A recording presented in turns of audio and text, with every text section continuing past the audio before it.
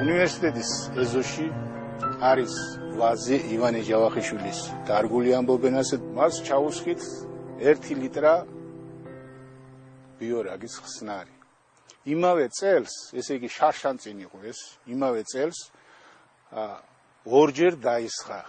პირველ მოსხმა იყო ძირითადმა რქებმა და შემდეგი მოსხმა იყო რქებს ამოვიდათ ნამხრევებს ეძახიან და ის ნამხრევებმა დაისხეს და უკვე ნოემბრის ბოლოს მეორე მოსავალი მივიღეთ. იმის შემდეგ შარშან აღარ ჩაგვისხია, საერთოდ უყურადღებოთ მიატოვეს ეს ვაზი, არც გაუსხლავთ, მიუხედავად ამისა, ყველა კვირტიდან ამოვიდა რქა, რომელსაც 4-5 მტევანი ესხა. დაახლოებით 2 ტონა ყურძენი ჩამოვიდა აი ამ ვაზიდან. 24% შაქრიანობა ჰქონდა იზაბელას ჯიშის ვაზს. როცა მისი შაქრიანობა 14-16%-ს არ აჭარბებს.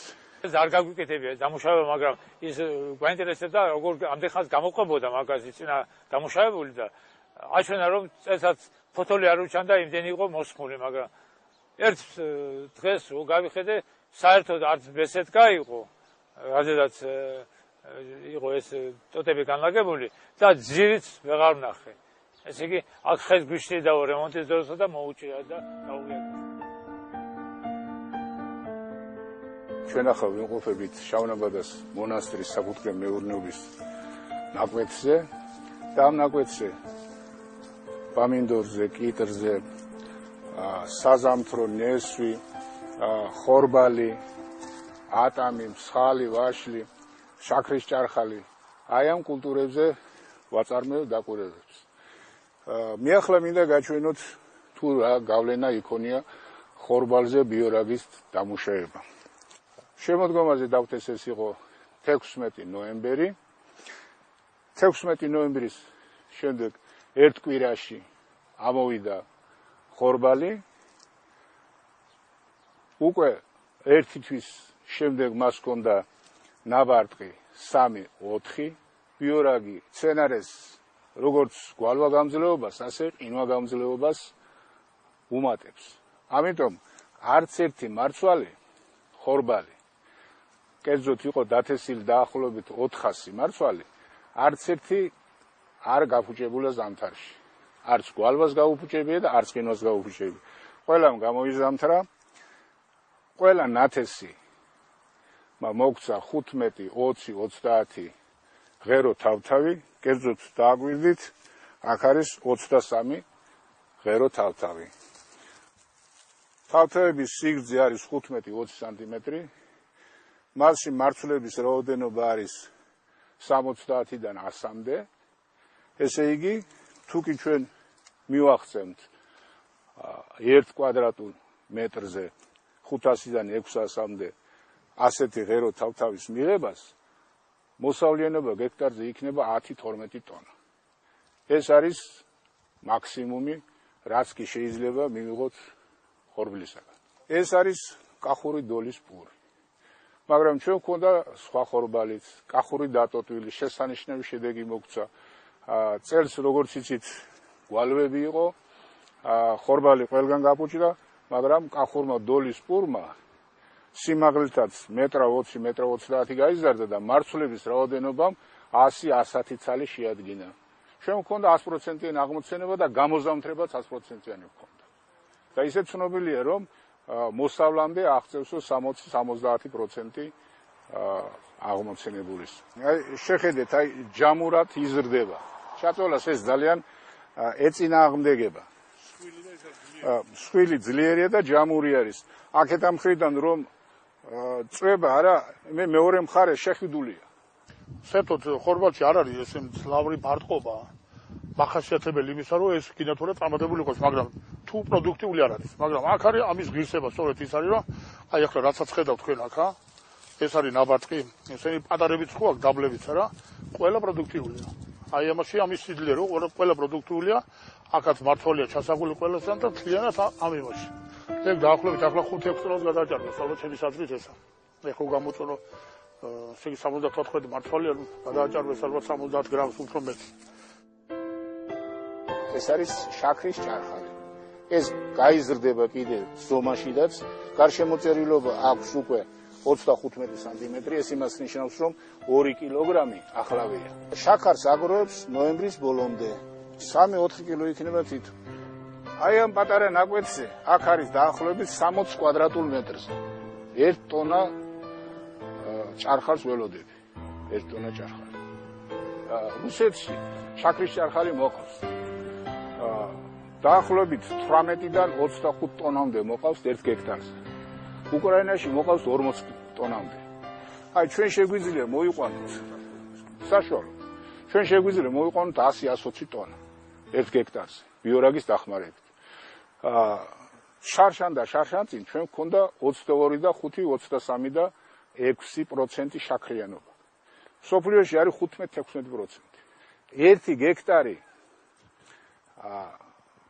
პლანტაციიდან რუსეთში იღებენ 3.5 ტონა სუფთა შაქარს.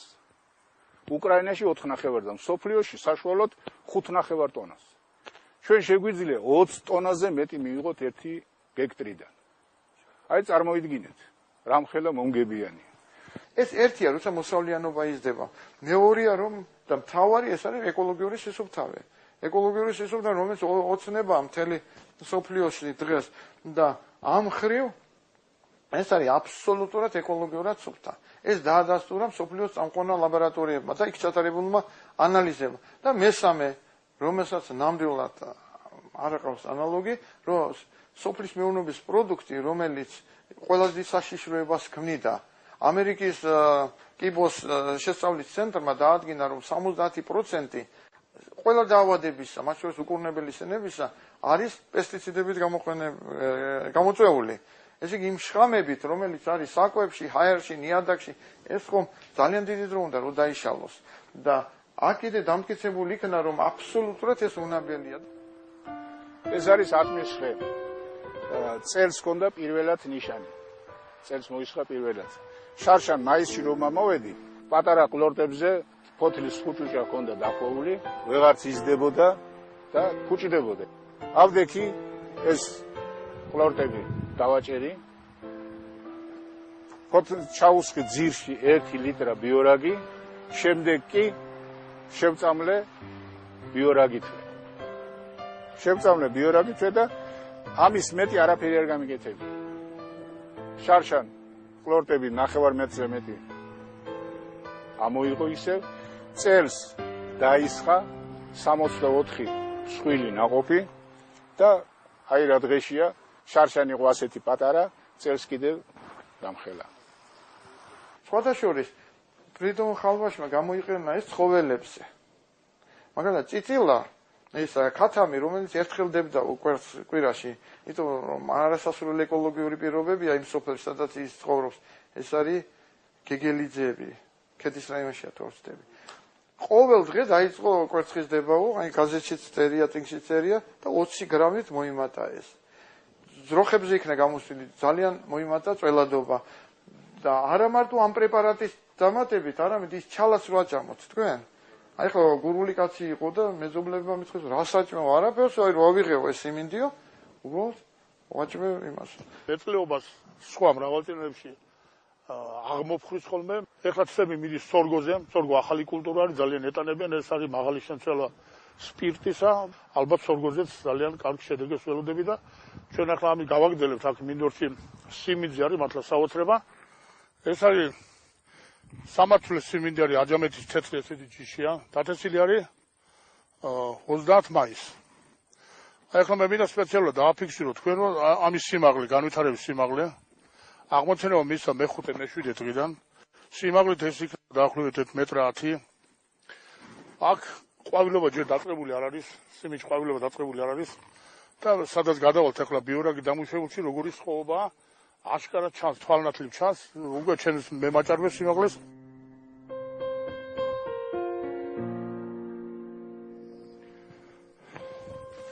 აი სწორედ შედარების ვისწეგან რომ ამბობდი, აქ უკვე ყვავილობა შედის სრულ ყვავილობაში, ანუ 75% ალბათ 2 დღეში დაფიქსირდება, იქ ყვავილობა ჯერ დაწყებული არ არის. აი ნათელის სურათი ჩანს.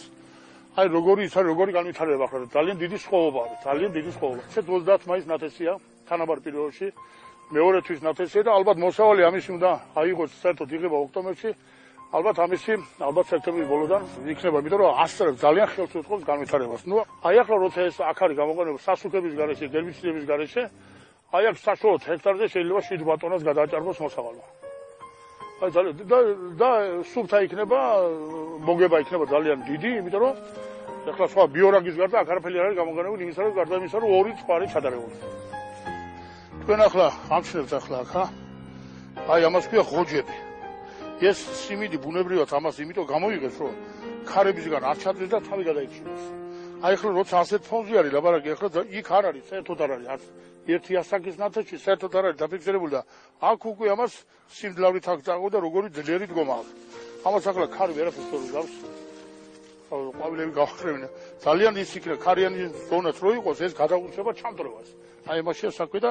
შიგიდან ყველა ღეროს ესე იგი წამოღებული აქვს უკვე დამატებითი ფერფლები როცა უკვე იმას რანგის გარეშე ნათეს არ აქვს ამასთან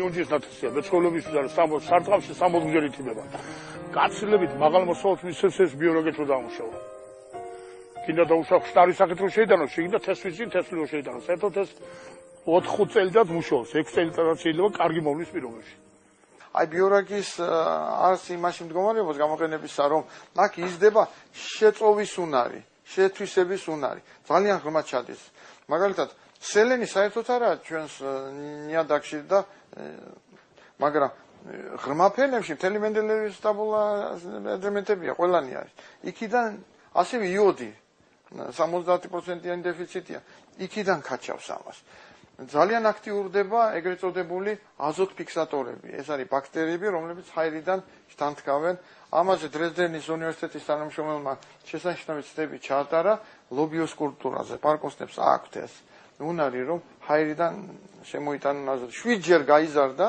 აი ბიორაგი დამუშავების შედეგად ჰაერიდან შეთვისება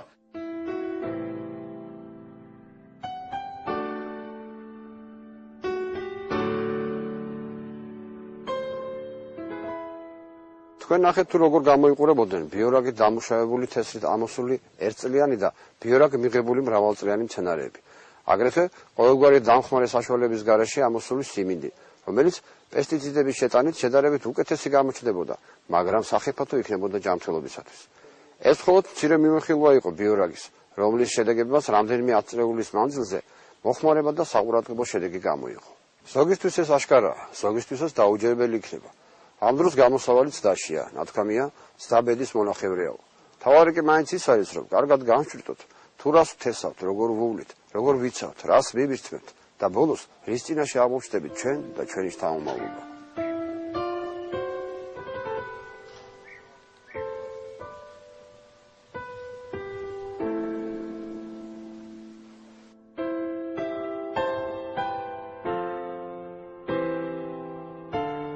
პროექტის ხელშემწყობია აგროინვესტი, სათბურები და ეკოლოგიური სოფლის მეურნეობა.